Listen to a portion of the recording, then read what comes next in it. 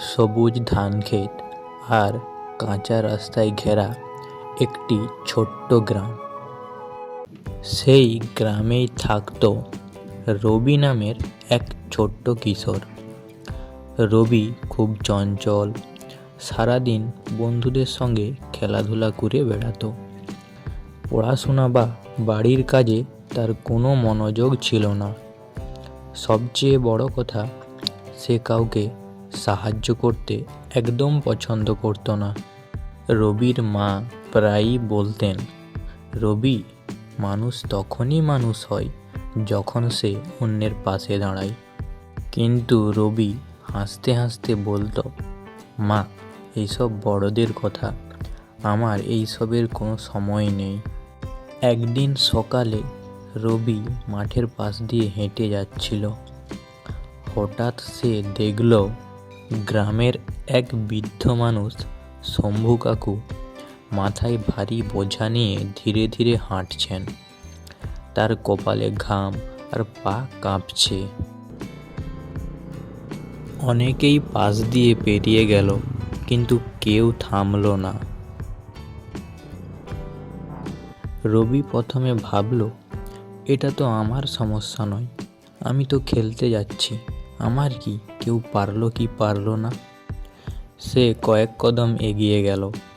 তারপর হঠাৎ মনে পড়ে গেল মায়ের সেই কথাগুলো, অন্যের কষ্ট দেখে মুখ ফিরিয়ে নেওয়াই সবচেয়ে বড় দুর্বলতা।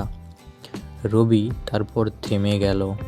রবি ফিরে এসে বলল, কাকু, বোঝাটা আমাকে দাও, আমি নিয়ে যাচ্ছি। শম্ভু কাকু অবাক হয়ে রবির দিকে তাকালেন, চোখে জল নিয়ে বললেন, বাবা, আজকাল এমন কথা খুব কমই শোনা যায়। রবি বোঝাটা নিল। তারপর ধীরে ধীরে তারা একসঙ্গে হাঁটতে লাগলো। শম্ভু কাকু বললেন, এই বোঝার থেকেও ভারী ছিল আমার মন, আজ তুমি সেটা হালকা করলে।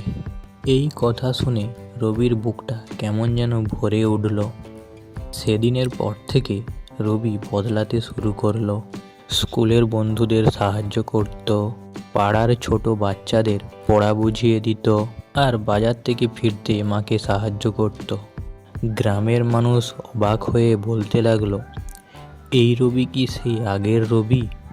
রবির মা দূর থেকে সব দেখে মুচকি হাসতেন, ভাবতেন, যাক বাবা, আমার ছেলেটা যাই হোক পরিবর্তন হয়েছে।